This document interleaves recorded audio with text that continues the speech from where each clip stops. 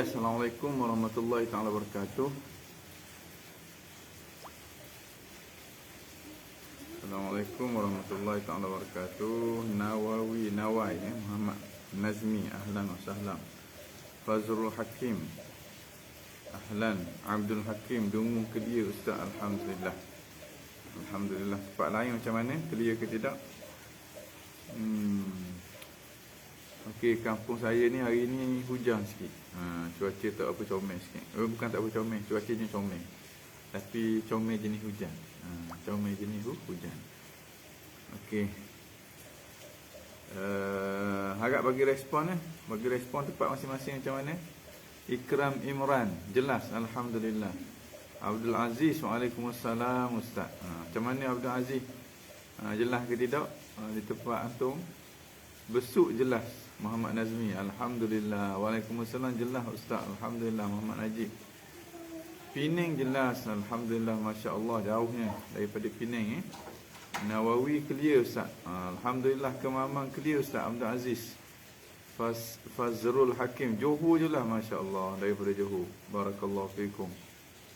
Barakallahu fikum. Baik, rasanya kita boleh mulalah. Semula nastaftihu jalsatana mithla ma nawahu ahluna wa aslafuna as-salihun. Allah yudkhil niyatina fi niyatihim wa amalana fi a'malihim wa maqasidana fi maqasidihim ala hadhihi an-niyyah wa fi kulli niyatin salihah min khairati ad-dunya wal akhirah wa ila hadrati nabiyyina Muhammad sallallahu alaihi wa alihi wasallam. Al-Fatihah. A'udzu billahi minasy syaithanir rajim. Bismillahirrahmanirrahim. Alhamdulillahi rabbil alamin arrahmanir rahim maliki yaumiddin.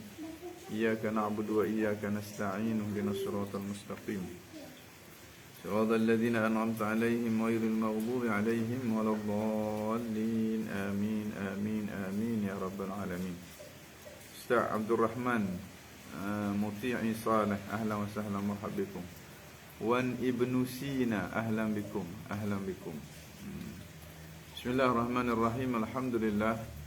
Nahmaduhu wa nasta'inuhu wa nastahdihi wa nastaghfiruh wa na'udzu billahi min shururi anfusina wa min sayyiati a'malina. Man yahdihillahu fala mudilla lahu wa man yudlil fala hadiya lahu.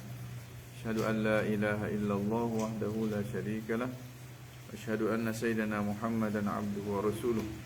Allahumma shalli wa sallim اللهم صل وسلم على سيدنا محمد الفاتح لما أغلق والخاتم لما سبق ناصر الحق بالحق والهادي إلى صراطك المستقيم وعلى آله وصحبه حق قدره ومقداره العظيم. سبحانك لا علم لنا إلا ما علمتنا إنك أنت السميع العليم وتب علينا إنك أنت التواب الرحيم. قال رب اشرح لي صدري ويسر لي أمري واحلل عقدة من لساني يفقه قولي. رب زدنا علما وارزقنا فهما. اللهم افتح علينا فتوح العارفين وارزقنا فهم النبيين بجاه خاتم الأنبياء والمرسلين. رب يسر ولا تعسر، رب يسر ولا تعسر، رب يسر ولا تعسر، فإن تيسير العسير عليك يسير. أما بعد، نوينا التعلم والتعليم والتذكر والتذكير والنفع والانتفاع والإفادة والاستفادة والحث على التمسك بكتاب الله سنة رسوله والدعاء إلى الهدى والدلالة على الخير ابتغاء وجه الله مرضاته وتعالى سبحانه وتعالى. Assalamualaikum warahmatullahi ta'ala wabarakatuh. Alhamdulillah. Syukur kehadrat Allah Subhanahu wa ta'ala, hari ini kita sekali lagi diberi kesempatan untuk sama-sama berada dalam majlis ilmu untuk kita baca kitab Aqaid Ad-Durriyah, syarah matan As-Sanusiyah yang disusun oleh Ustazul Kamil Muhammad Al-Hashimi rahimahullahu ta'ala wa nafa'ana biha bi'ulumihi fid darain, amin ya rabbal alamin. Syarah kepada matan As-Sanusiyah yang disusun oleh Imam As-Sanusi alaihi rahmatullah wa nafa'ana bihi wa bi'ulumihi wa bimasyayikhihi wa biman intasaba ilaihi, amin ya rabbal alamin. Jadi kita menggunakan kitab yang ditahqiq, dita'liq oleh Ustaz Muhammad Hafizahullah Ini kitab ni. Dan sekarang ini kita dah sampai kepada halaman yang ke-41. Dan boleh juga rujuk kepada kitab terjemahan, tulisan terjemahan Melayu. Kitab ini diberi judul An-Anwar Al-Bahiyah ala Aqaid Ad-Durriyah, juga diterjemahkan oleh Ustaz Mahathir Mohamad. Ini di halaman yang ke-64, 41 dan 64. Baik, kita rasanya masih lagi dalam perbincangan tentang sifat wahdaniyah. Minggu lepas kita dah bicara sedikit sebanyak tentang makna wahdaniyah fi zat. Wahdaniyah fi zat. Wajib kita kena i'tiqad bahawa Allah Subhanahu Wa Taala itu esa. Esa pada zatnya, esa pada sifatnya, esa pada perbuatannya. Inilah tauhid yang difahami oleh jumhur ahli sunnah wal jamaah. Bila sebut tauhid, dia faham tiga makna tauhid. Satunya tauhid pada zat, yang keduanya tauhid pada sifat, yang ketiganya tauhid pada af'al. Kefahaman tentang tauhid zat, sifat dan af'al ini membawa kepada tauhid Allah Subhanahu Wa Taala dalam beribadah. Dengan makna kita tak akan persembahkan ibadat kita kepada selain daripada Allah, atas keyakinan bahawa Allah Subhanahu Wa Taala itu esa. Tuhan itu esa. Okey. Yang dinamakan dengan tauhid uluhiyah, iaitulah mengesakan Allah Subhanahu Wa Taala dari segi ibadat. Dengan makna kita tak mempersembahkan ibadat kita melainkan kepada Allah Subhanahu Wa Taala.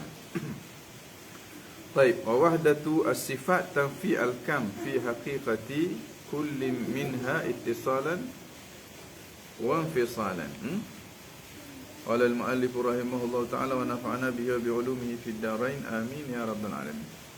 Wa wahdatu sifat, sebelum pada tu wahdah dari sudut zat. Orang panggil esa dari sudut zat, dengan makna zat Allah Subhanahu Wa Taala itu tidak terbina daripada beberapa juzuk, mana ternafi bilangan dari segi ittisal, dari segi berhubung. Zat Allah Subhanahu Wa Taala bukan jisim, dan kita menafikan di sana ada zat lain yang sama dengan zat Allah, yang turut sama bukan jisim, yang turut sama bersifat dengan sifat-sifat kesempurnaan dan maha suci daripada segala kekurangan. Itu makna kita mengesakan zat Allah Subhanahu Wa Taala. Kita yakin bahawa zat Allah itu tidak berbilang, dengan makna zat Allah itu bukan terbina daripada susunan beberapa juzuk, susunan beberapa bahagian yang menjadi hakikat kepada jisim. Kita tak faham zat Allah Subhanahu Wa Taala ada kiri, ada kanan, ada atas, ada bawah, ada depan, ada belakang. Kita tak faham gitu. Sebab hak tu orang panggil jisim. Jisim ini masuk dalam kategori berbilang-bilang dari segi berhubung. Orang panggil kam muttasil. Dahwana zat Allah. Tak payah duk fikir. Belajar sifat 20 bukan kita nak fikir tentang zat Allah, hakikat zat Allah tu macam mana, tak. Tapi untuk kita nafikan sesuatu yang tidak layak daripada Allah tidak layak bagi Allah Subhanahu Wa Taala. Jisim, kaunuhu jisman, jismiyatuhu mustahil fi haqqi ta'ala. Orang kata kaunuhu jisman itu adalah sesuatu yang tidak layak sama sekali bagi Allah Subhanahu Wa Taala. Ataupun di sana ada satu zat lain yang bukan jisim, yang tidak boleh dibelah bahagi, yang tidak mengambil ruang, yang bersifat dengan segala sifat-sifat kesempurnaan, maha suci daripada segala kekurangan. Ini juga adalah mustahil. Sebab ini juga maknanya berbilang-bilang, yang kita nafikan daripada zat Allah Subhanahu Wa Taala. Apabila kita yakin bahawa Allah Subhanahu Wa Taala itu esa dari segi zat. Makna esa dari segi zat, saya ulang sekali lagi, tidak berbilang-bilang pada zat yang dipecahkan kepada dua tu. Berbilang-bilang secara ittisal, ni orang panggil kam muttasil. Maknanya zat Tuhan ada beberapa juzuk, mustahil. Ataupun berbilang-bilang secara infisal, kam munfasil. Ini maknanya di sana ada satu zat lain yang sama dengan zat Allah. Jadi sini kita boleh faham apa dengan bahasa lain. Zat Allah tak sama sikit buat haram pun dengan zat kita. Yang mana zat kita tu semestinya daripada jisim ataupun jauhar al-fardi. Zat kita tu semestinya jenis jauhar. Semestinya jenis jirim. Zat Allah bukan jirim. Dan tidak ada satu jirim pun, tidak ada satu pun yang pada makhluk ini yang sama dengan zat Allah. Yang bukan jirim, yang bersifat dengan sifat-sifat kesempurnaan, maha suci daripada ada. Itu makna kita mengesakan zat Allah. Dah kita nak faham ke mana, benda yang gitu memang tak faham. Dah kita nak cari mana, jangan terbang cari. Serah kepada Allah. Kita belajar sifat 20 bukan untuk nak faham hakikat zat Allah, bukan nak membicarakan tentang hakikat zat Allah, tapi untuk sampai kepada kesimpulan kita tak mampu sama sekali untuk nak faham hakikat zat dan juga sifat Allah. Kullu nak sampai kepada kemuncaknya mana sifat 20 ni? Kullu ma khatara bi balika fa huwa halikun. Setiap apa yang terlintas dalam hati kamu, dia pasti akan binasa. Wallahu bi khilafi zalik. Nak sampai mana belajar sifat 20 ni? Nak sampai kepada keyakinan adanya Tuhan yang tak mungkin untuk kita gambar-gambarkan, yang tak mungkin untuk kita nak faham dia punya hakikat dia, yang tak mungkin untuk kita nak bentuk-bentukkan dia. Itu orang panggil mentauhidkan Allah Subhanahu Wa Taala. Situ kita akan nampak hebat Allah Subhanahu Wa Taala sampai ke tahap tu. Sampai ke tahap tu tak boleh nak bayang-bayang, tak mari bayang teguh. Akhir sekali kita kata subhanaka la nuhsi sana'an 'alaika kama athnaita 'ala nafsik. Maha suci engkau ya Allah, aku tak mampu untuk nak memujimu seperti mana engkau sendiri yang memuji dirimu. Sebab apa? Sebab aku tak dapat mengenalimu dengan erti kata hakiki seperti mana engkau mengenali dirimu. Itu maksud kata-kata Sayyidina Abu Bakar As-Siddiq, al-ajzu an darkil idrak, lemah daripada nak faham. Kita akuh benda tu, makna kita faham, kita kenal Tuhan tu. Wal bahthu fi zatihi, dan masih lagi mengkaji, mencari-cari tentang zat dia, hakikat zat dia. Kufrun wa isyrak, boleh bawa kepada kekufuran dan juga kesyirikan. Okey, boleh faham? Yang kedua pula esa pada sifat. Wa wahdatus sifat, dan esa pada sifat pula tanfi al-kamma. Menafikan berbilang-bilang fi haqiqati kullin minha, pada setiap satu daripadanya. Menafikan berbilang-bilang daripada hakikat sifat Allah Subhanahu Wa Taala. Mana menafikan sebarang bentuk bilangan daripada sifat Allah. Kita sebut bilangan tadi ada dua jenis kan. Ada bilangan secara berhubung, mana orang panggilkan muttasil. Ada bilangan secara berpisah, ini kamu fasil. Dua-dua ni kita nafikan daripada sifat-sifat Allah Subhanahu Wa Taala. Maknanya apa? Maknanya sifat-sifat Allah ni tak ada dua, tak ada tiga, daripada jenis yang sama. Tak ada dua, tak ada tiga, tak ada empat, tak ada lima, tak ada lah berikutnya, daripada jenis yang sama. Bahkan satu pun tak ada. Kalau satu tu kita faham daripada jenis bilangan. Macam zat Tuhan lah. Kalau kita faham satu tu satu jenis bilangan, nafikan daripada Tuhan. Sebab Allah Subhanahu Wa Taala tidak berbilang.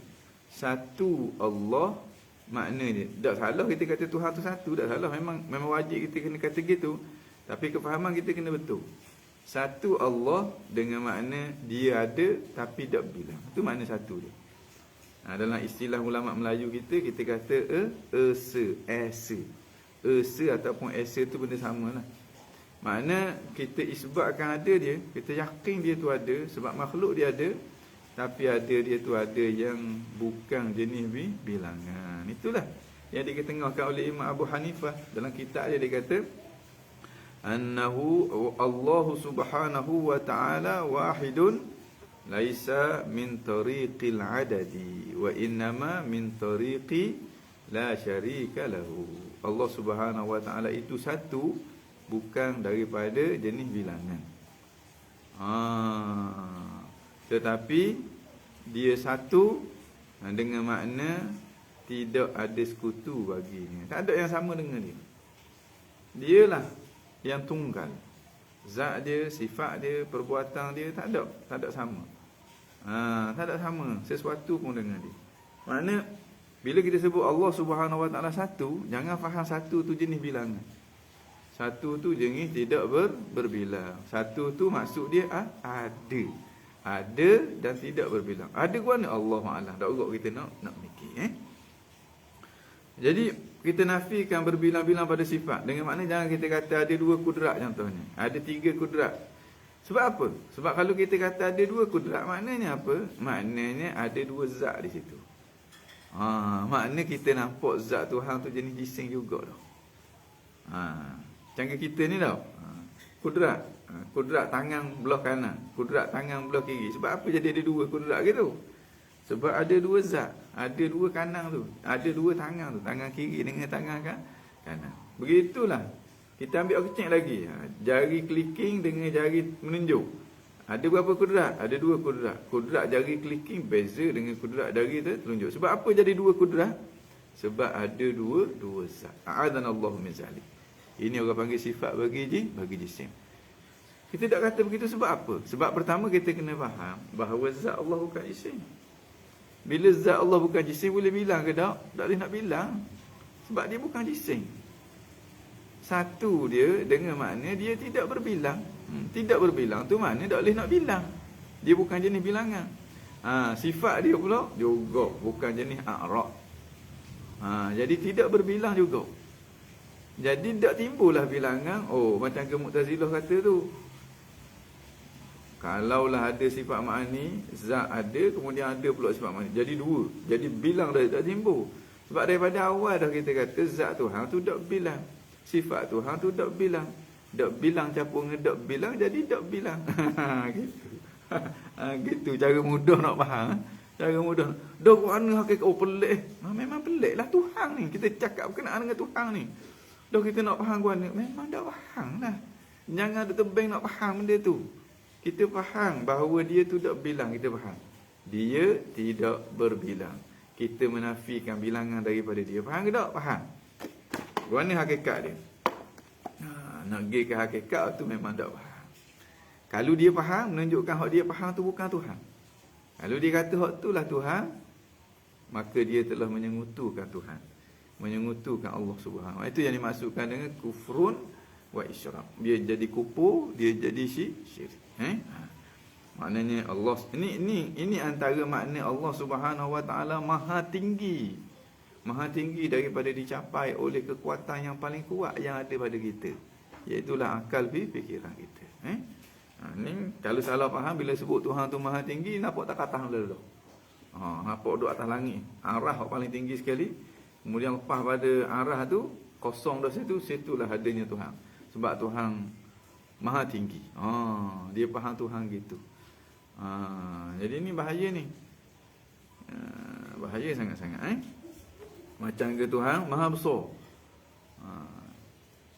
Kalau dia faham Tuhan maha tinggi dengan makna Tuhan lepas pada arah tu, arah yang tertinggi, Tuhan lepas pada tu, maka orang yang macam ni, kalau ikut keselarasan kefahaman, dia akan faham.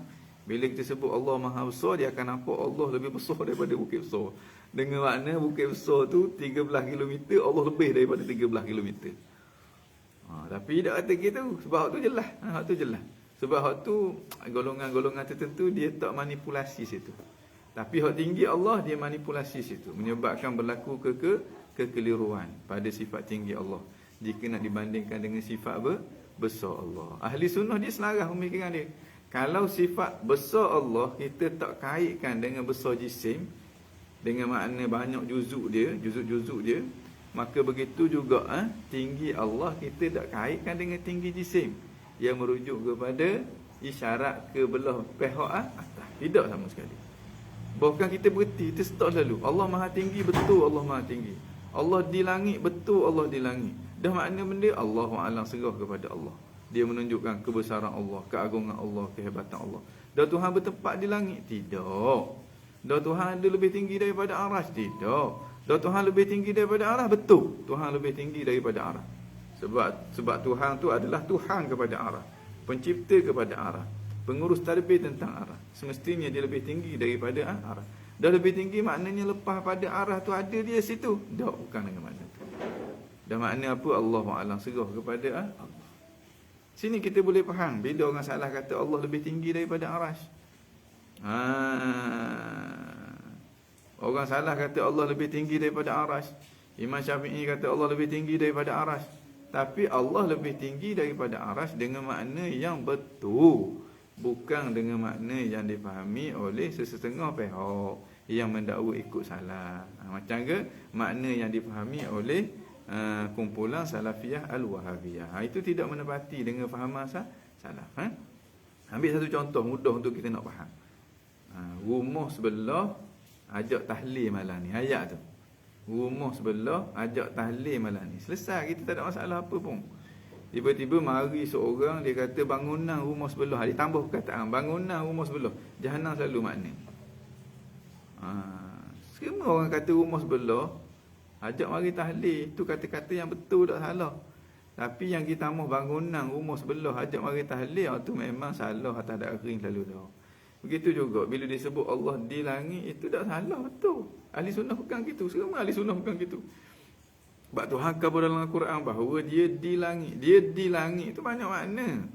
Makna dia di langit kerajaan dia. Dia di langit orang kata kekuasaan dia.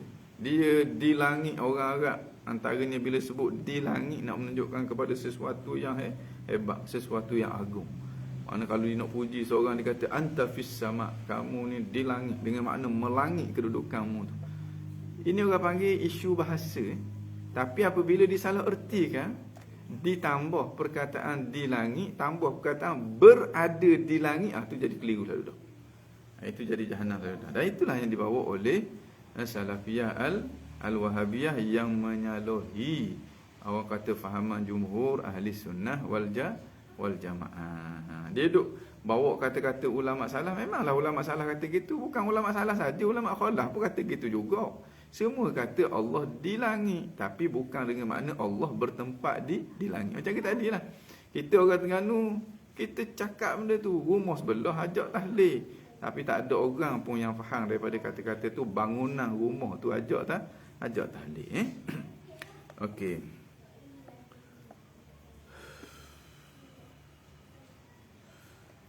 Falaisa lahu sifatani, maka tidak ada baginya bagi Allah Subhanahu wa taala dua sifat. Min jinsin wahid, daripada jenis yang satu. Kalau jenis yang berbeza tak ada masalah. Qudrat, iradah, ilmu, hayat, tu tak jadi bilang. Sebab apa? Sebab daripada awal dah kita kata tak bilang. Tapi kalau kita kata daripada dua jenis yang satu jenis yang sama, dua kudrat. Bila dua kudrat, automatik otak kita akan pergi kepada duanya zat, ataupun dua juzuk bagi zat, ataupun dua bahagian bagi zat. Situ kita akan dapat faham bahawa zat Allah adalah jisim. A'adanallahu min zalik. Ini orang panggil fahaman bid'ah. Fa'ilmu Allah Ta'ala, maka ilmu Allah Subhanahu wa Ta'ala wahidun, satu je. Satu sini dengan makna tak bilang. Ada tapi tak bilang. Wa hayatuhu wahidun, dan hidup dia, hidup Allah Subhanahu wa taala, sifat hayat dia wahidun, satu dengan makna tak bilang. Wa hakaza, dan begitulah. Tengok jauh kita dengan Tuhan.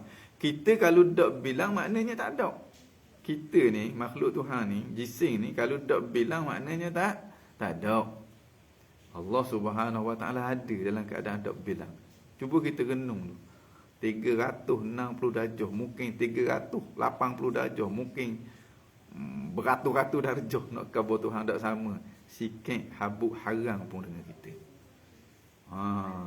Okey, Amzar Izzuddin, kiranya makna tinggi dari aras tu boleh bawa makna yang berkuasakan ustaz, boleh bawa makna lebih tinggi daripada aras, dengan makna Allah yang menguruskan aras, dengan makna aras tu berada di bawah urus tadbir Allah, dengan makna Allah yang menguasai aras. Dengan makna Allah. Tapi kita tak tentukan makna tu. Sebab apa? Sebab makna itu tidak ditentukan dalam Al-Quran, tidak ditentukan dalam hadis, dan tidak ditentukan oleh para sahabat, tidak ditentukan oleh orang-orang salaf. Jadi kerana itu setengah ulama di zaman khalaf, dia ambil sikap tidak menentukan makna, dia serah kepada Allah. Ini orang panggil jalanan salaf.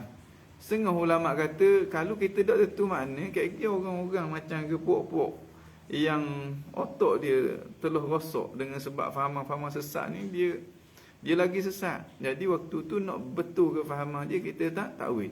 Makna takwil tak takwil dalam konteks ahli sunnah wal jamaah hanyalah isu ijtihadiyah. Isu ijtihadiyah untuk bagi kepada masyarakat mana yang terbaik. Sekadar tu je. Bukan antara sesat dengan tak sesat, antara sunnah dengan bid'ah seperti mana yang dibesar-besarkan oleh golongan as-salafiyah al-wahabiyah. Taib. Wa ilmullahi ta'ala wa qiyam. Jadi sini orang panggil tidak ada berbilang-bilang zat Allah daripada jenis yang sama. Ini orang panggil kam muttasil pada sifat. Kam muttasil pada sifat, makna berbilang-bilang secara berhubung pada sifat.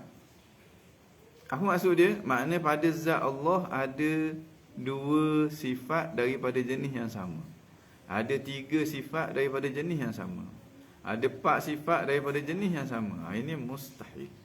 Mustahil sama sekali.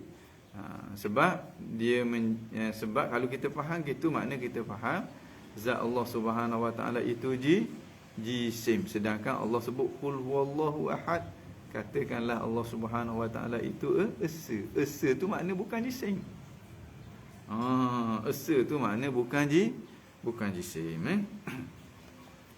Taib. Wa qiyamus sifat bizat, maka berdirinya sifat pada zat. Maknanya berdiri sini dengan makna adanya sifat-sifat pada zat min jinsin wahid. Sifat tu dengan makna beberapa sifat lah, lafaz jamak tu kan. Adanya beberapa sifat pada zat min jinsin wahid, yang mana sifat itu daripada jenis yang satu.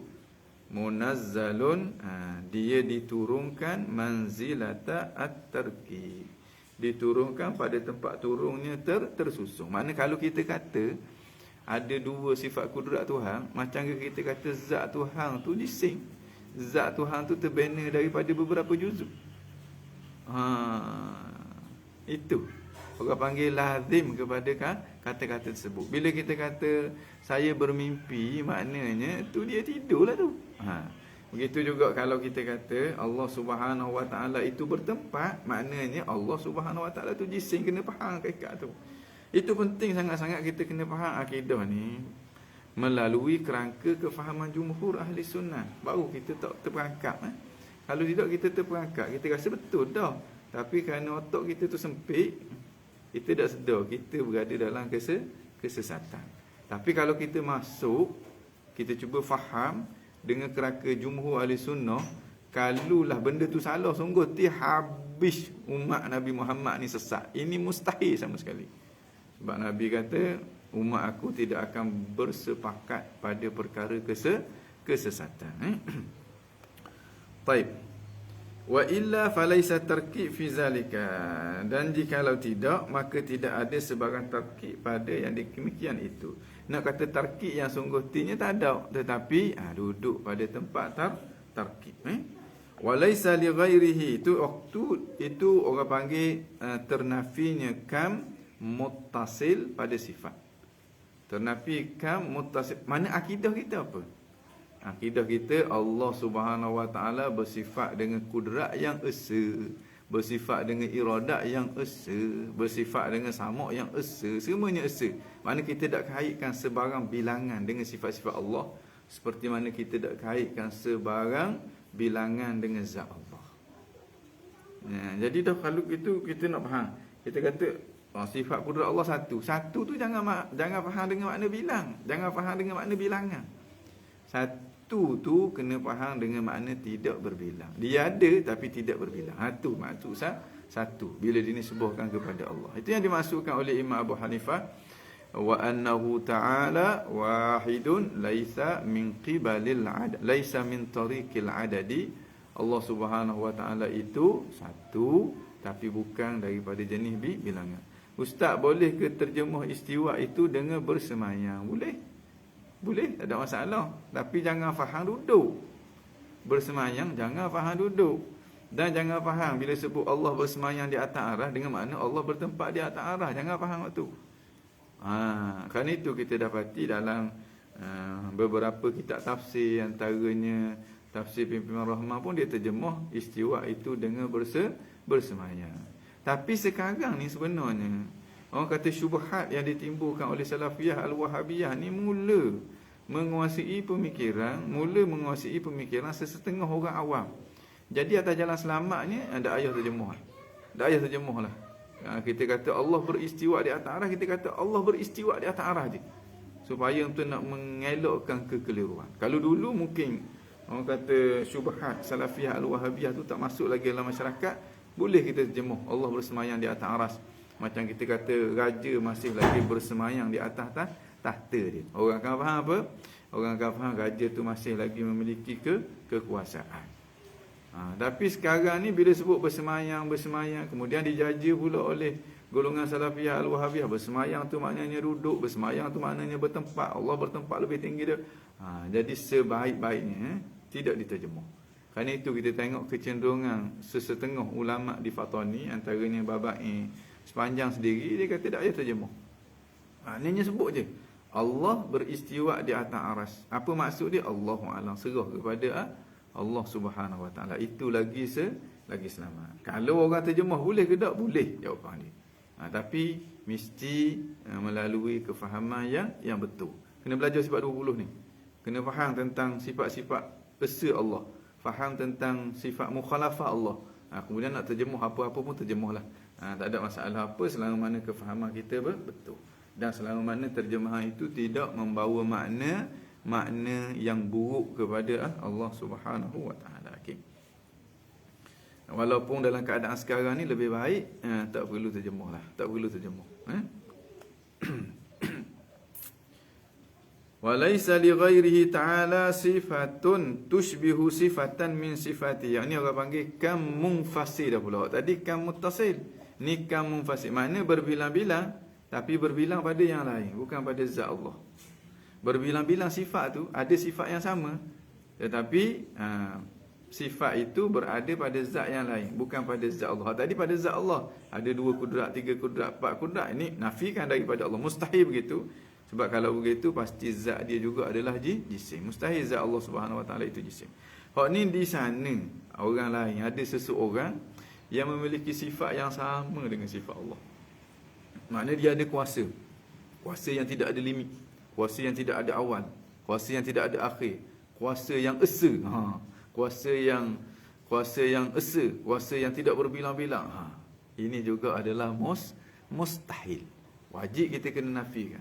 Kita kata tidak ada di sana bagi seseorang yang memiliki sifat yang seumpama sifat Allah. Sebab selain daripada Allah, sifat-sifat mereka hanya duduk dalam kategori a'rad.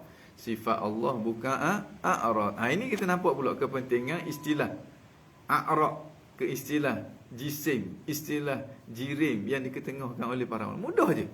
Mana kalau kita faham istilah tu, bila orang kata sifat-sifat Allah bukan a'rad, kita nampak lalu dah. A'rad ni apa? Sifat yang ada awal, ada akhir, sifat yang ada pada jisim, sifat yang dicipta oleh Allah. Tu orang panggil a'rad. Dia ada perubahan. Jadi bila kita kata Allah Subhanahu Wa Taala marah, kita tak akan faham marah Allah tu adalah a'rad. Ada permulaan mari, kemudian berasa berani, lepas tu hilang dah. Kita akan faham marah Allah tu adalah sifat kesempurnaan Allah. Guana hakikat dia Allahu a'lam, serah kepada Allah. Cuma hak tinggal pada kita rasa takut kepada Allah. Takut Tuhan marah kepada kita. Secara tak langsung mendorong kita untuk taat kepada Allah. Jangan buat benda yang Tuhan larang. Perbanyakkan buat benda yang Tuhan suka, yang Tuhan suruh. Okey. Ini walaisa li ghairihi sifatun tushbihu sifatan min sifati. Tidak ada bagi yang lain selain daripada Allah Subhanahu Wa Taala satu sifat yang menyerupai satu daripada sifat-sifat Allah Subhanahu Wa Taala. Okey, ini dinamakan dengan kam munfasil fi sifat. Okey, semula kam muttasil fi sifat maknanya apa?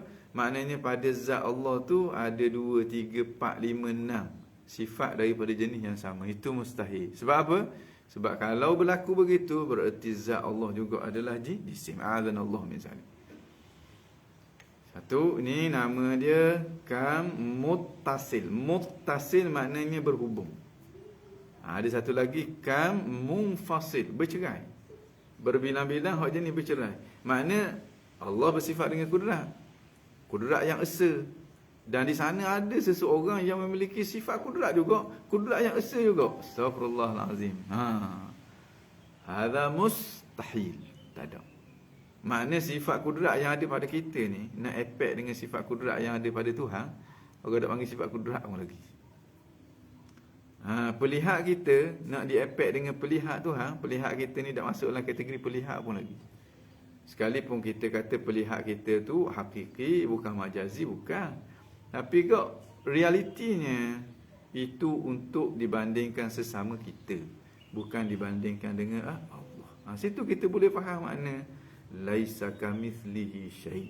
Tidak ada sesuatu pun yang seumpama dia. Mengikut kefahaman jumhur ahli sunnah wal jamaah. Okey. Wa wahdatul af'al, esa pada perbuatan pula tanfi al-kam muttasila wal munfasila fiha aidan. Iaitulah menafikan kam muttasil, berbilang-bilang secara bersambung, wal munfasil, dan berbilang-bilang secara bercerai. Fiha aidan, padanya, pada perbuatan juga. Dengan makna salah satu perbuatan itu bukan gabungan daripada dua kuasa, kuasa Tuhan dan kuasa makhluk. Dah kita buat mi goreng kan, kita buat mi goreng kan, tu gabung tu. Kudrat Tuhan dengan kudrat kita, maka jadi mi goreng. Jadi lopak tikang. Dah jadi.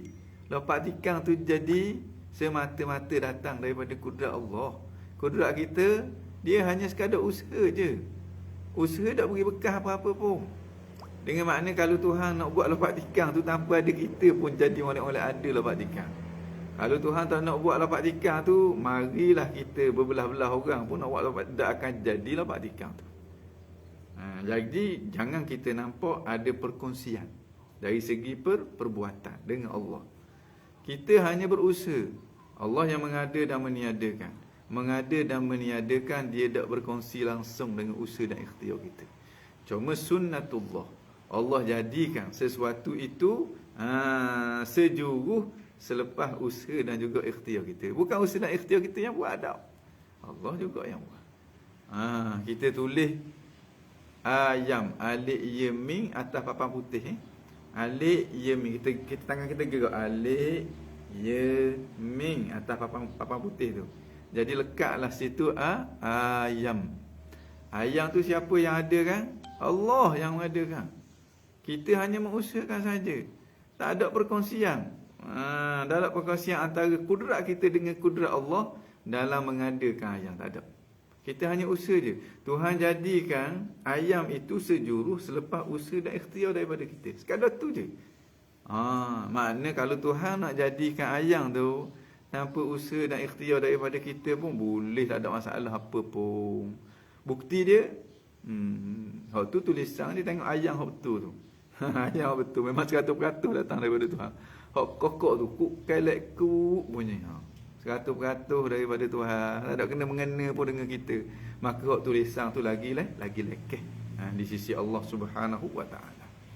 Andai kata kalau Allah Subhanahu wa taala tak nak mengadakan, sampai nak gahalah atas papan putih tu, tak akan jadi alif yamin itu. Ini hakikat yang kita kena faham, bahawa perbuatan kita nak dibandingkan dengan perbuatan Allah, perbuatan kita tak masuk dalam kategori perbuatan lagi. Perbuatan kita hanyalah usaha dan ikhtiar. Perbuatan Allah mengada dan meniadakan. Okey. Maknanya jangan kita faham adanya tulisan ayam atas papan putih itu gabungan antara dua perbuatan, iaitu perbuatan kita dan juga perbuatan Allah Subhanahu wa taala. Ini orang panggil menafikan kam muttasil fil af'al. Ustaz kiranya usaha kita ini tindakan dari kita, tapi hasil usaha atas izin Allah juga. Usaha kita ini tindakan daripada kita. Betul? Betul orang panggil usaha. Apa benda usaha? Usaha ni gerak dan nak gerak. Tu nama dia usaha. Makna bila ada gerak dan nak gerak, gerak tu datang daripada nak yang ada dalam hati kita, maka di situ akan ada dosa dan juga pahala. Tapi hasil usaha kita tu atas izin Allah juga. Bukan atas izin Allah. Betul lah atas izin Allah juga tapi dengan makna yang lebih jelas kalau kita nak kata dengan diadakan oleh Allah. Kita usaha tapi yang mengada Allah Subhanahu wa taala. Dengan izin Allah juga tu betul, bukan salah kata gitu. Tapi dalam konteks pengajaran, kalau kita nak mengajar supaya nampak lagi jelas, kita kata yang mengadakan perbuatan tu Allah. Dalam Quran tu sebut wallahu khalaqakum wa ma ta'malun. Allah yang mencipta kamu dan apa yang kamu buat. Yang kamu buat pun Tuhan yang cipta. Bukan kamu berkongsi buat dengan Allah, tidak. Mu sekadar mengusahakan saja. Dan usaha itu walam yakun mu'athiran falta'rifa. Imam Al-Lakhani kata, wa indana lil 'abdi kasbun kullifa walam yakun mu'athiran falta'rifa. Dan di sisi kami ahli sunnah wal jamaah, hamba tu ada usaha dia. Tapi usaha dia tak memberi kesan. Fal ta'rifah, hendaklah kamu faham benda ni. Jangan mu nampak mu kena nampak Allah.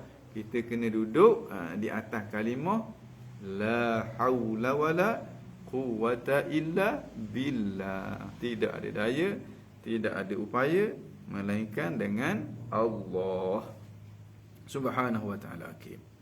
Itu orang panggil kam muttasil fil af'al. Maknanya satu perbuatan terbina daripada satu benda, terbina daripada dua perbuatan. Tak.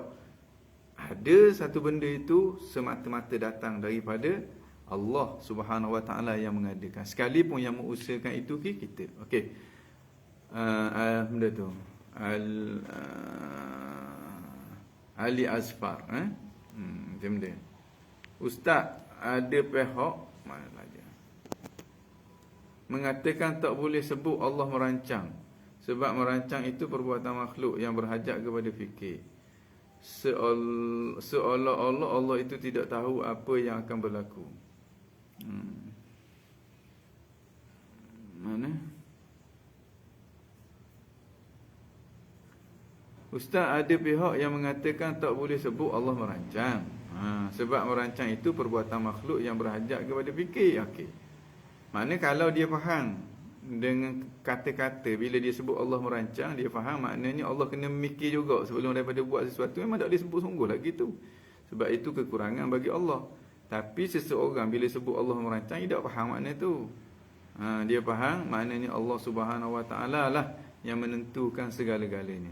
Tapi kalau dia faham merancang tu dengan makna Allah kena mikir, kena itu memang tak boleh lah. Tengok atas kefahaman kita apa.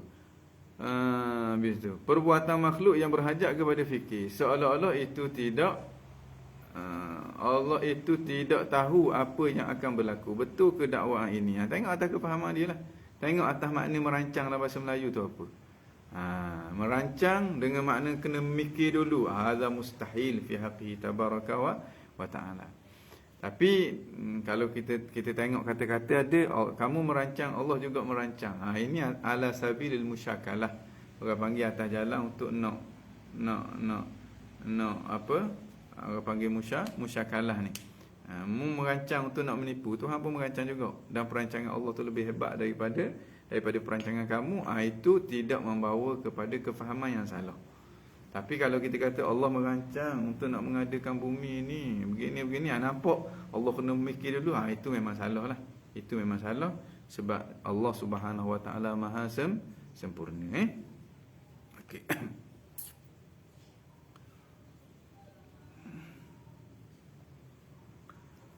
Satu kam muttasil fil af'al.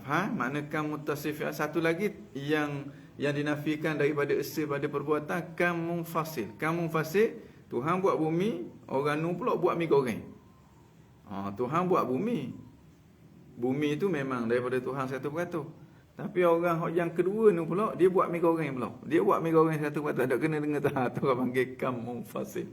Dua perbuatan, setiap seorang dengan perbuatan masing-masing. Ini mustahil pada Allah Subhanahu wa taala.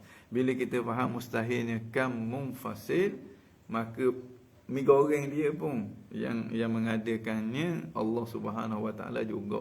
Seperti mana langit dan bumi yang mengadakannya Allah. Maknanya dari aspek mengadakan, meniadakan itu mutlak adalah perbuatan Allah. perbuatan manusia hanyalah dari aspek usaha dan juga ikhtiar. Jadi nampak kalau dikata ni yang Ustaz Ali tanya ni merancang dengan makna berhajat kepada fikir, itu tidak bolehlah kita nisbahkan kepada Allah Subhanahu wa taala. Tapi kalau diguna atas jalan musyakalah untuk nak menakutkan, untuk nak beri kesedaran kepada orang, itu bab lain lah.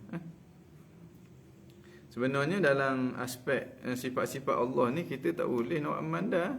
Kita kena tengok ada tak nas.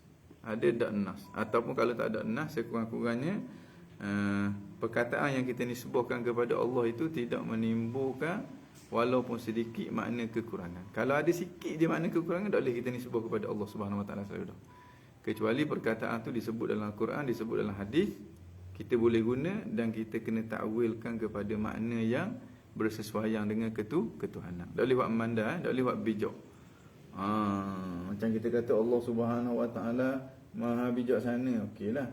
Allah Subhanahu Wa Taala kita kata Maha berakal. Itu tak boleh. Tak boleh sama sekali. Sebab benda tu tidak sabit dalam Al-Quran dan hadis baginda Nabi SAW. Dalam waktu yang sama dia membawa kepada makna kekurangan. Makna kekurangan. Kita boleh kata Allah Subhanahu Wa Taala alim. Allah Subhanahu Wa Taala tu maha mengetahui. Kita tak boleh kata Allah Subhanahu Wa Taala tu arif. Sebab benda tu tidak warid. Dan ada orang kata makna yang menunjukkan sedikit kekurangan pun tak boleh salah. Kita ahli sunnah wa indana asma'uhul azimah kaza sifatu zatihi qadimah. Mana disebut mula tu? Wa ikhtira anna ismahu tauqifiyah kaza sifatu fahfazis sam'iyah. Yang kita pilih nama-nama dia, sifat-sifat dia tauqifi. Tak boleh untuk kita nak ijtihadkan nama-nama dia. Kecuali setengah ulama kata boleh juga kita nak bagi nama dia, bagi sifat-sifat dia dengan syarat nama dan sifat-sifat tu tak ada walaupun sedikit erti kekurangan. Bila kita guna macam gelafah, makna kekurangan bila kita guna. Baik. Mana dah? Wal kam ma'nahu fi jami'i ma taqaddam. Habis itu. Ila huna tammat al-kumum as-sittu. Ke sini maka sempurnalah, maka selesailah perbahasan ataupun perbincangan tentang kam yang 6. Kam yang 6. Kam muttasil, kam munfasil fi za' 2. Kam muttasil, kam munfasil fi sifat 2 lagi, jadi 4. Kam muttasil, kam munfasil fi af'al, pada perbuatan. Jadi 6. Wattadaha makna al-wahdaniyah, maka nyatalah makna wahdaniyah sekarang. Makna nyatanya makna wahdaniyah apabila kita menafikan sebarang jenis bilangan yang dikategorikan 6 jenis ni daripada Allah Subhanahu Wa Taala. Itu makna wahdaniyah. Makna wahdaniyah ternafinya 6 jenis bilangan ini di sisi Allah Subhanahu Wa Taala. Itu makna kita mentauhidkan Allah, kita mengesakan Allah pada zat, sifat dan juga perbuatan. Baik. Wal kammu, dan kam itu, kam bilangan tu ma'nahu fi jami'i ma taqaddam, makna dia pada semua apa yang terdahulu.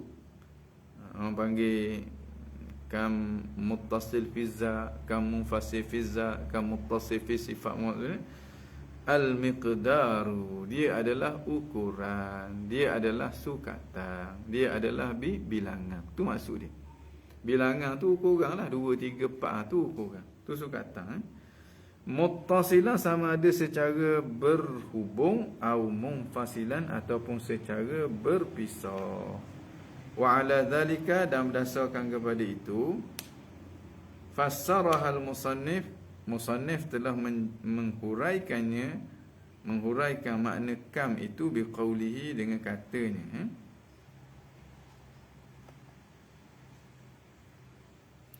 katanya ay la thaniya lahu fi zatihi, iaitu tidak ada yang kedua bagi Allah pada zatnya, tidak ada yang kedua pada sifatnya, dan tidak ada yang kedua pada perbuatannya. Dengan makna tidak ada sebarang bilangan pada zat dia, sama ada bilangan yang muttasil ataupun bilangan yang munfasil. Begitu juga tidak ada sebarang bilangan pada sifat dia, bilangan yang muttasil ataupun bilangan yang munfasil. Tidak ada sebarang bilangan pada perbuatan dia, bilangan yang muttasil ataupun bilangan yang munfasil. Ai laisa hunaka tarkibun fi zatihi ta'ala. Makna dia tidak ada di sana sebarang susunan. Susunan pada zat Allah Subhanahu wa taala, seperti mana zat-zat yang lain daripada zat Allah.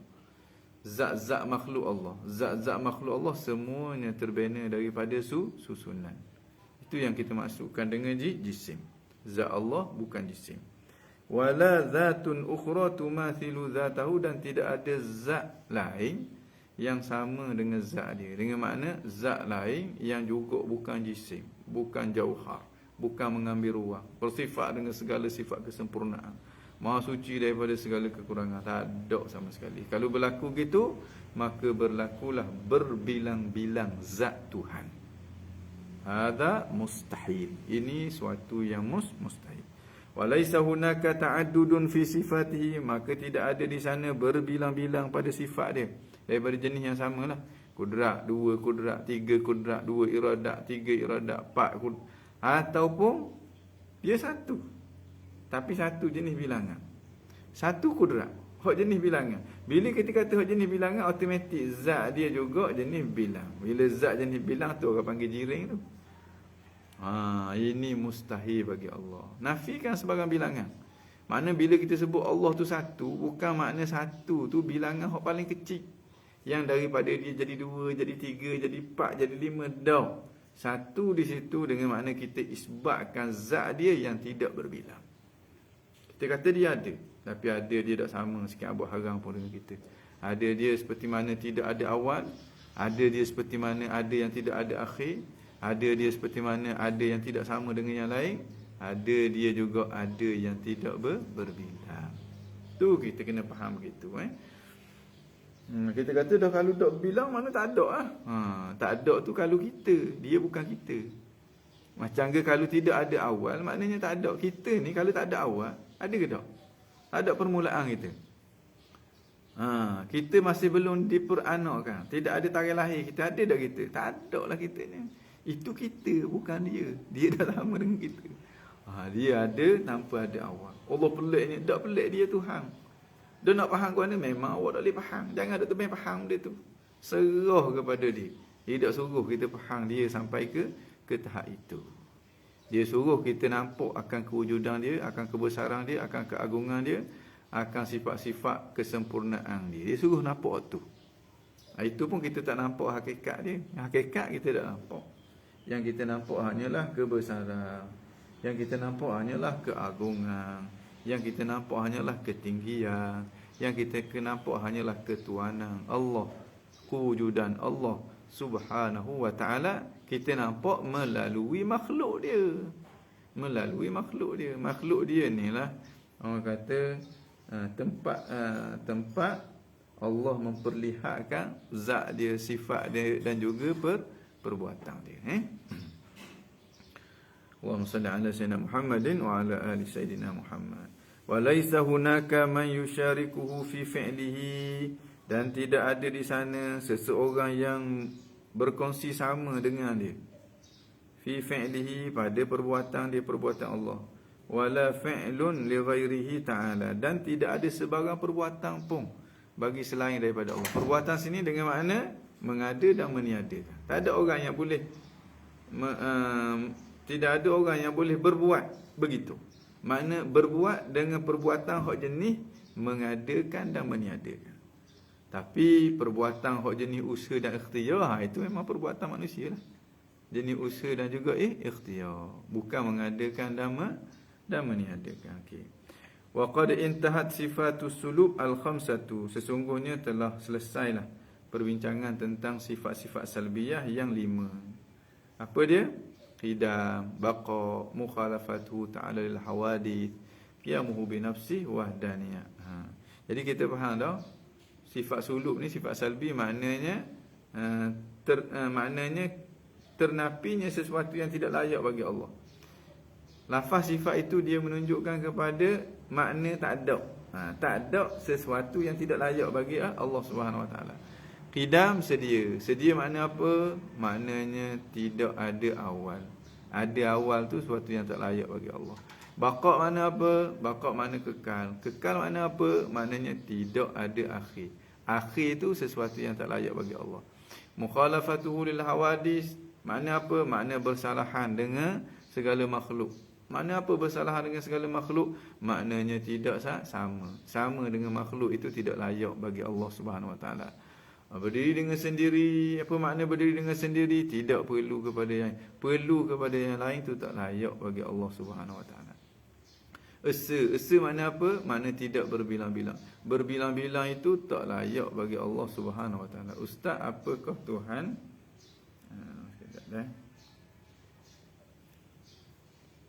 Ustaz, apakah maksud Tuhan yang disembah? Tuhan yang disembah dengan makna Tuhan yang layak disembah, yang disembah dengan sebenar. Mana kalau kita sembah dia, memang sembahan kita tu sembahan yang betul, bukan sembahan yang palsu. Itu makna Tuhan yang disembah,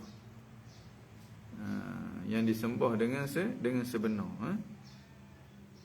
Okey, Ustaz, adakah sifat kudrat Allah itu merupakan satu bentuk usaha pada Allah untuk menjadi? Dia bukan usaha. Kita kabar kan? Maknanya bila sebut kudrat Allah, dia bukan usaha dan dia bukan perbuatan. Dia adalah sifat Allah Subhanahu Wa Taala. Daripada sifat itu datangnya perbuatan Allah.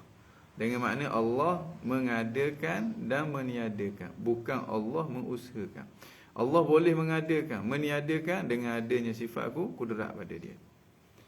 Makna Allah mengadakan dan meniadakan menunjukkan apa? Menunjukkan Allah Subhanahu Wa Taala bersifat dengan kudrat.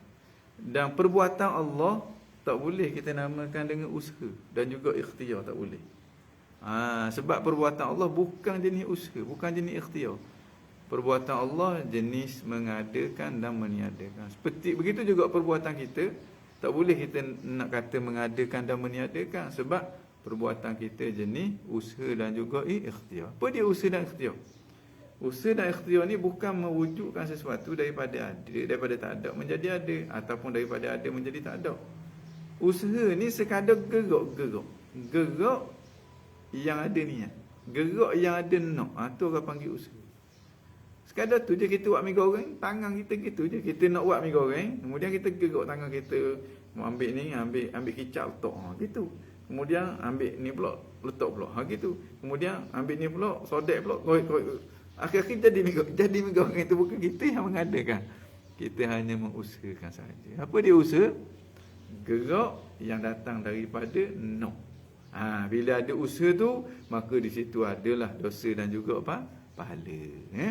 Kalau selari dengan perintah syarak, maka boleh pahala. Kalau bercanggah dengan perintah syarak, maka boleh dah dosa. Dosa dan pahala kita bukan digantung pada mengada dan meniadakan. Dosa dan pahala kita digantung pada usaha dan juga ikhtiar. Okey? Ustaz, boleh tak kita kata perbuatan kita pada zahirnya seperti qadariyah dan pada hakikatnya seperti jabariyah? Pada zahirnya seperti qadariyah, dan pada hakikatnya seperti jabariyah. Janganlah kata gitu. Kita kata kefahaman kita pada zahirnya, bukan perbuatan kita pada zahirnya kita yang usaha dan ikhtiarkan. Tapi hakikatnya ni pada batinnya dia diadakan oleh Tuhan. Kata gitu mudah. Tak payahlah kita samakan diri kita dengan kumpulan-kumpulan yang sesat. Sehingga kita kata kita ni qadariyah, zahirnya kita qadariyah, batin kita jabariyah. Tak perlu.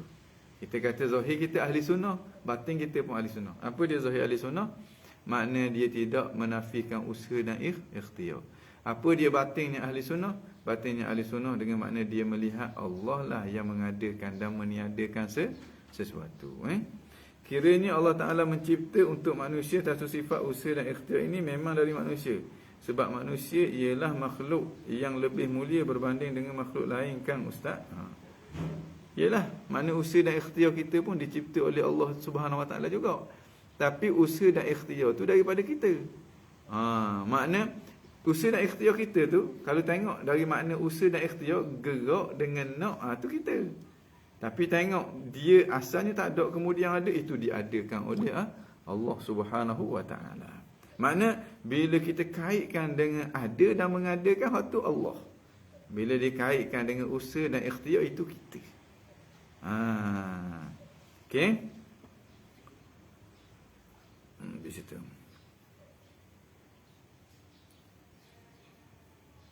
Ustaz, boleh tak kita kata perbuatan kita pada zahirnya seperti Qadariyah dan pada hakikatnya seperti Jabariyah? Kita kata gini, zahirnya akidah ahli sunnah, batinnya juga akidah ahli sunnah. Apa akidah ahli sunnah pada zahir? Manusia itu ada usaha dan ikhtiar dia. Apa batin ahli sunnah? Bahawa manusia itu tidak mengadakan dan meniadakan. Dengan bahasa yang lain, usaha dan ikhtiar manusia itu tidak memberi bekas. Wa indana lil abdi kasbun kullifa wa lam yakun mu'athiran falta'rifa wala falta'rifa. Di sisi kami ahli sunnah wal jamaah, manusia hamba itu ada usaha dan ikhtiar dia. Kerana usaha dan ikhtiar itulah ada dosa dan pahala, dia menjadi mukallaf. Tapi usaha dan ikhtiar dia sama sekali tidak memberi bekas. Baik. Habis itu, waqad intahat sifatus sulub al-khamsah. Sungguhnya telah selesailah perbincangan sifat salbiyah yang 5. Wa taqaddamaha as-sifatun nafsiyah, dan mendahului sifat yang 5 ini sifat nafsiyah allati hiyal wujud, yang adalah ia wujud. Fayakunul majmu', maka jadilah himpunan sifat nafsiyah dan sifat salbiyah ini sitan, 6 sifat. Wujud, qidam, baqa', mukhalafatan ala hadis, qiyamu bi nafsi, wahdaniyah. Wa hadha makna kalam al-musannif, inilah makna kata-kata musannif. Fa hazihi, maka ini depan kita ni situ sifatin, ada 6 sifat. Al-ula, yang pertamanya nafsiyatun, sifat nafsiyah. Wa hiyal wujud, itu dia sifat nafsiyah. Wal khamsatu ba'daha salbiyatun, dan 5 sifat selepas daripada wujud itu, selepas pada sifat nafsiyah itu sifat salbiyah. Wa taqaddam makna nafsiyah wa salbiyah, telah lepas dah perbincangan tentang makna nafsiyah dan juga makna salbiyah. Fala i'adah, maka tak perlu kita ulang semula. Wallahu a'lam bidah. Kemudian perbincangan tentang sifat ma'ani. Rasanya sifat 20 tak payah ni. Yang ada kata payah kok mana kamu ni? Setakat ni taklah payah, tak payah mana. Kayak gini mungkin cukup lah yang payah sikit-sikit. Tapi payah sikit-sikit biasalah. Benda mahal kan? Benda mahal adalah sikit payah dia. Untuk nak membezakan antara orang cerdik dengan orang yang tak berapa cerdik, ataupun orang yang kurang cerdik. Okey, ada soalan lain tak? Benda ni. Kalau adanya dan tiadanya usaha pun dari Allah kan Ustaz? Kalau adanya dan tiadanya usaha pun dari Allah kan Ustaz? Usaha dan ikhtiar kita pun dari Allah juga. Maknanya Allah yang mengadakan dan Allah yang meniadakan. Dan dari kita, dari aspek kita yang bergerak dan kita yang nak. Dah gerak kita nak kita dari aspek mengadakan siapa? Allah Subhanahu wa taala. Makna bila kita tengok dari aspek mengadakan, itu datang daripada Allah. Bila kita tengok aspek gerak dan nak, itu datang daripada kita. Lebih daripada tu, serah kepada Allah Subhanahu wa taala. Tak perlu kita senakkan otak kita, Okey. Ada lagi soalan lain? Ustaz, kan kita dapat lihat Allah di akhirat nanti, tapi kita maklum Allah wujud tidak bertempat. Kalau boleh lihat tu menunjukkan bertempat. Jadi bagaimana menjawab persoalan ini? Allah kita boleh tengok di akhirat, betul. Kita maklum Allah wujud tidak bertempat pun betul juga. Allah ada tidak bertempat sebab Allah bukan jisim. Kalau boleh lihat tu menunjukkan Tuhan bertempat, ni salah. Sesuatu yang dilihat, sesuatu yang boleh dilihat menunjukkan dia bertempat kalaulah sesuatu tu bertempat sebelum dilihat. Sebab melihat dia tidak merubah apa-apa. Kalaulah dia bertempat sebelum dilihat, maka ketika dilihat dia juga bertempat lah. Dan Allah Subhanahu Wa Taala sebelum dilihat dia tidak bertempat. Jadi masa dilihat pun tidak bertempat jugalah. Sebab penglihatan kita tidak ubah apa-apa pun. Sebelum kita tengok sesuatu, dia pakai baju warna hijau. Kita lepas tu buka pintu kita nampak dia. Nampak dia pakai baju warna hijau jugalah. Bukan bila kita nampak dia, bila kita tengok dia, kita lihat dia, tukar warna hijau jadi color merah dah pula. Dah. Sebab penglihatan kita tidak merubah apa? Tidak merubah apa-apa. Kita yakin kita dapat melihat Allah dan kita yakin Allah Subhanahu Wa Taala tidak bertempat. Yang kita duk kaitkan dengan bertempat sebab kita masih dipengaruhi dengan syubhat bahawa Allah Subhanahu Wa Taala pun Allah Subhanahu Wa Taala macam kita juga. Mana kalau kita tengok dia mesti bertempat. Sebenarnya kalau kita tengok dia mesti bertempat menunjukkan sebelum kita tengok dia dah bertempat dah. Sedangkan kita kata Allah Subhanahu Wa Taala tidak bertempat daripada awal. Syarat melihat ialah wujud bukan bertempat. Daripada tafakur fiddin tu. Barakallahu fiik. Syaratul ru'yah al-wujud la tahayyuz. Syarat akli. Syarat dari segi akal. Syarat nampak, melihat tu maknanya nampaklah, nampak benda tu mesti ada. Itu syarat akal ni. Bukan benda tu bertempat. Jadi kita melihat Allah dalam keadaan Allah tidak bertempat. Okey. Jadi bagaimana menjawab bagi persoalan begini? Macam que saya jawab itulah. Makna penglihatan kita tidak merubah apa-apa. Penglihatan kita tidak berubah apa-apa. Orang yang kata bahawa Allah Subhanahu Wa Taala kalau boleh dilihat dia mesti bertempat, menunjukkan sebelum Tuhan melihat dia faham Tuhan tu macam ke dia dah. Dia faham Tuhan tu macam ke dia dah. Maknanya Tuhan teka juga. Bila Tuhan teka juga memang bertempat sungguh ti. Dalam keadaan dia tak sedar. Ni namanya syubhat. Syubhat. Okey. Ada soalan lain? Ada dah.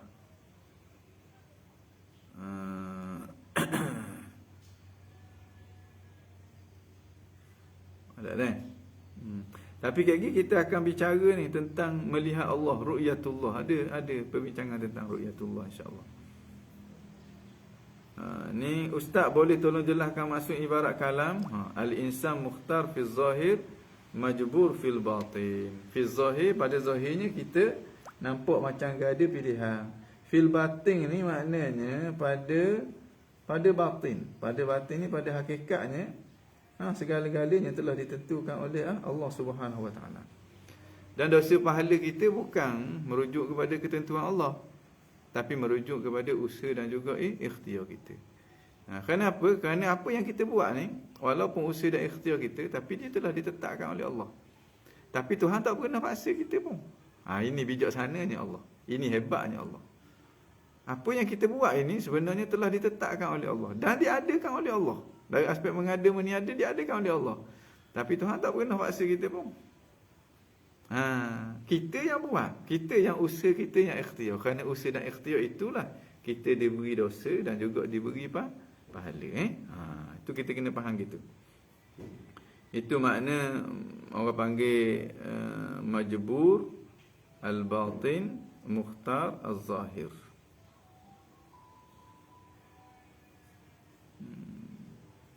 Al-insan mukhtar fi zahir. Pada zahirnya dia ada pilihan. Memang dia ada pilihan yang sebenarnya.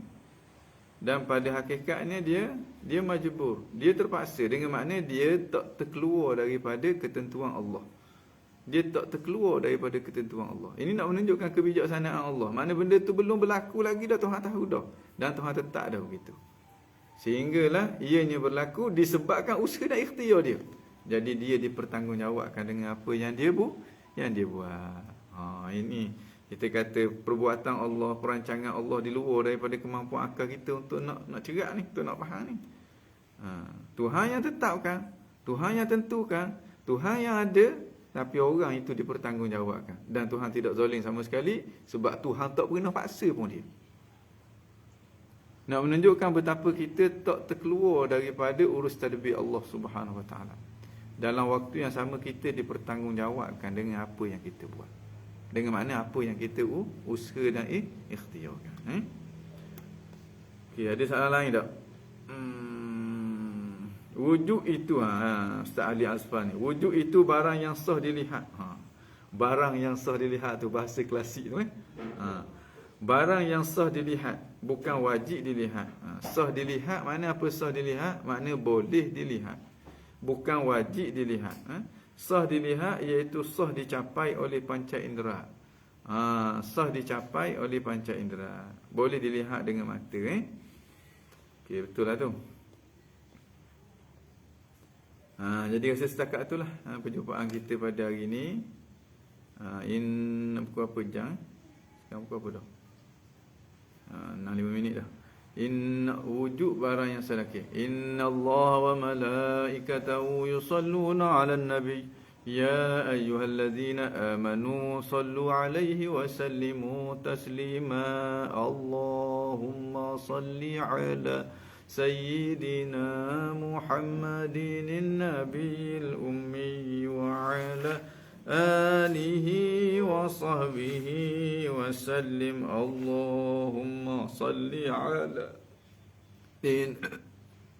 madinin nabiyil ummi wa ala alihi wa sahbihi wa sallim. Allahumma salli ala sayyidina Muhammadin nabiyil ummi wa ala آله وصحبه وسلم. ربنا انفعنا بما علمتنا. رب علمنا الذي ينفعنا. رب فقنا وفق أهلنا وقرابة لنا في ديننا مع آل قتر أنثى وذكر. رب وفقنا ووفقهم لما ترتضي قولا وفعلا كرما. وارزق الكل حلالا دائما وأخل أتقياء علما. نهضى بالخير ونكفى كل شر. ربنا واصلح لنا كل الشؤون وأقر بالرضا منك العيون. واقض عنا ربنا كل الديون قبل أن تأتينا رسل المنون. واغفر واستر أنت أكرم من ستر. وصلاة الله تغشى المصطفى من إلى الحق دعانا والوفاء بكتاب فيه للناس شفاء. وعلى الآل الكرام شرفاء وعلى الصحب المصابه الغرار. اللهم اهدنا بهداك واجعلنا ممن يسارع في رضاك. ولا تولنا وليا سواك ولا تجعلنا ممن خلف أمرك وعصاك. حسبنا الله ونعم الوكيل ولا حول ولا قوة إلا بالله العلي العظيم. يا ربنا اعترفنا بأننا اقترفنا وأننا أسرفنا على لظى أشرفنا. فتب علينا توبة تغسل لكل حوبة. واستر لنا العورات وآمن الروعات. واغفر لوالدينا ربي ومولودينا والآل والإخوان وسائر الخلان وكل ذي محبة أو جيرة أو صحبة والمسلمين أجمع. آمين. ربي اسمع فضلا وجودا منا لا باكتساب منا. بالمصطفى الرسول نحظى بكل سول. بالمصطفى الرسول نحظى بكل سول. بالمصطفى الرسول نحظى بكل سؤل. صلى وسلم ربي عليه العد الحب وآله والصحب عداد طش السحب. فالحمد للإله في البدء والتناهي. سبحان ربك رب العزة عما يصفون وسلام على المرسلين والحمد لله رب العالمين في كل لحظة أبدا عدد خلقه ورضا نفسه وزنة عرشه ومداد كلماته. الفاتحة بنية القبول وتمام كل سؤل ومأمول وصلاح شأن ظاهرا وباطنا في الدين والدنيا والآخرة دافعة لكل شر جالبة لكل خير لنا ولوالدينا. وعلى نية أن الله ينور قلوبنا وقوالبنا مع الهدى والتقى والعفاف والغنى والموت على دين الإسلام والإيمان بلا محنة ولا امتحان. حق سيد ولد عدنان وعلى كل نية صالحة إلى حضرة النبي محمد صلى الله عليه وسلم. الفاتحة. أعوذ بالله من الشيطان الرجيم. بسم الله الرحمن الرحيم. الحمد لله رب العالمين الرحمن الرحيم مالك يوم الدين. إياك نعبد وإياك نستعين. اهدنا الصراط المستقيم صراط الذين أنعمت عليهم غير المغضوب عليهم ولا الضالين. آمين آمين يا رب العالمين. kita tutup majlis kita dengan tasbih kafarah dan surah Al-Asr. Subhanakallah. Bismillahirrahmanirrahim. Al-Asr innal insana lafi khusr illa alladhina amanu wa 'amilus shalihati wa tawasaw bil haqq wa tawasaw bis sabr. Jadi setakat tu perjumpaan kita hari ini. Aku qauli hadza wa astaghfirullah. Assalamualaikum warahmatullahi wabarakatuh.